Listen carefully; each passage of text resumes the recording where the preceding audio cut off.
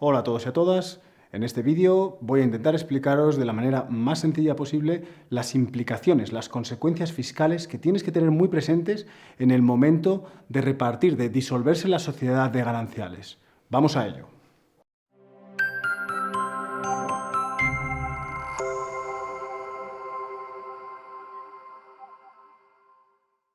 Pues bien, lo primero que tienes que tener en cuenta es lo que se conoce como impuesto de transmisiones patrimoniales onerosas. Este es un impuesto que, como su propio nombre indica, grava las transmisiones patrimoniales que se produzcan a cambio de una contraprestación. Es un impuesto cuya recaudación, además, ha sido cedida a las comunidades autónomas. Esto significa que en cada comunidad se establecen unos baremos y unas cuotas aplicables. Y además, esto es importante, el plazo en el que tienes que pagar el impuesto es de 30 días hábiles desde que se produce la transmisión. Todo esto está muy bien, pero ¿qué tiene que ver con el divorcio, verdad? Cuando en el divorcio llevamos a cabo el reparto de una manera equitativa, es decir, se dividen los bienes al 50%, no hay nada de qué preocuparse. Y es que el texto refundido que regula este impuesto lo deja claro y dice que no está sujeto, no habrá que pagar nada por este concepto.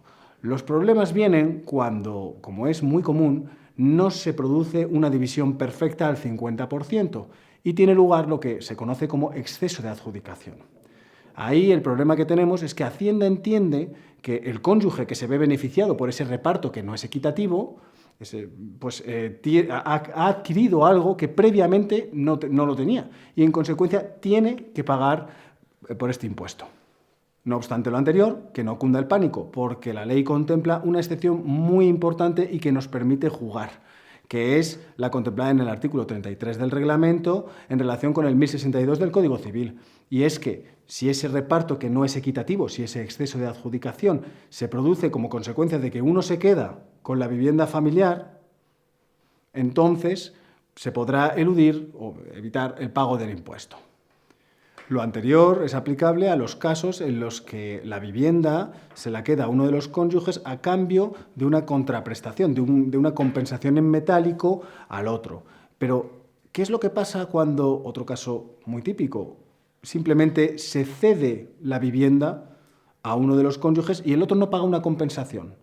Pues aquí han corrido ríos de tinta. Aquí no veáis, porque en principio Hacienda consideraba que eso era una donación y estimaba que era aplicable el impuesto de sucesiones y donaciones, el otro elemento que tenéis que tener en cuenta.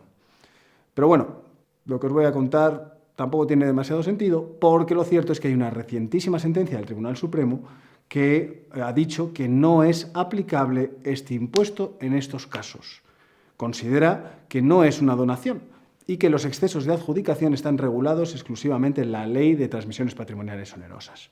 En consecuencia, olvidaos un poco de lo que he dicho, porque en principio no grava este impuesto ese tipo de operaciones en las que uno de los cónyuges se queda con la vivienda y no hay compensación a cambio. Otro de los jugadores que tienes que tener en cuenta en este partido es el impuesto de la renta, concretamente lo que se conoce como la ganancia patrimonial, que se produce en determinados casos. Concretamente, el artículo 33 de la ley de este impuesto dice que cuando se producen las ganancias patrimoniales. Y en principio todos deberíamos respirar tranquilos porque en el apartado 2 de ese precepto se establece que cuando se produce una división de la sociedad de ganancial, en principio, lógicamente no hay una ganancia patrimonial, simplemente lo que antes era un porcentaje de un derecho se concreta, se especifica a la hora de repartir, ¿verdad? Pero ya os podéis imaginar, todo cambia cuando hay un exceso de adjudicación, una vez más. Y para no liaros, os voy a poner un ejemplo sencillo. Imaginaos que te casas y que una vez casado en gananciales, adquieres una casa por 200.000 euros con tu consorte, de modo que cada uno le quedaría un derecho de valor de 100.000 euros, ¿cierto? Hasta aquí todo bien. Pasan los años y, vaya por Dios, sobreviene el divorcio. Y en el convenio por el que se disuelve esa sociedad de gananciales, se valora el inmueble en 280.000 euros, debido a que el mercado ha fluctuado y en sentido positivo en esta ocasión. Y aquí lo que se hace es que uno de los consortes adquiere el inmueble y compensa económicamente al otro con la mitad, con 140.000 euros. Pues bien, en este caso, Hacienda considera que habría una ganancia patrimonial, ¿Por qué? Porque el valor del inmueble originariamente era de 200.000 euros y al final a ti se te ha pagado 140.000 euros. Es decir, por ese exceso de 40.000 euros tú tendrías que tributar. No tiene demasiado sentido, ¿verdad? A primera vista, si uno piensa en lo que he dicho antes respecto a las transmisiones patrimoniales onerosas, que cuando se producía la adquisición de la vivienda con una contraprestación a cambio, no se pagaba el impuesto de transmisiones patrimoniales onerosas, ¿verdad? Lo que pasa es que son dos impuestos diferentes. Uno grava lo que es la transmisión de un bien y otro simplemente el haber sido beneficiario de una ganancia patrimonial. Y no os enfadéis conmigo, esto no lo digo yo, lo ha dicho el Tribunal Supremo. Entonces, bueno, pues tendremos que acatarlo. Hay otras consecuencias, esto es un suma y sigue, pero por el momento simplemente te voy a comentar el tema del impuesto de incremento del valor de los terrenos de naturaleza humana, lo que los mortales comunes llamamos la plusvalía. Muchas veces acudís al despacho y nos preguntáis, oye, si voy a llevar a cabo la disolución de la sociedad de gananciales y voy a ceder mi parte a la otra, a mi ex, ¿qué pasa con la plusvalía? ¿Hay que pagar algo? ¿No hay que pagar nada? En este sentido, y salvo que concurran algunas circunstancias extrañas, en principio no hay que pagar, y ello por lo dispuesto en el artículo 104.3 de la Ley del Impuesto. Así que, en principio, de esto nos libramos. Hasta aquí nuestro vídeo sobre las consecuencias fiscales que tienes que tener en cuenta a la hora de llevar a cabo tu divorcio y tu disolución de sociedad de gananciales.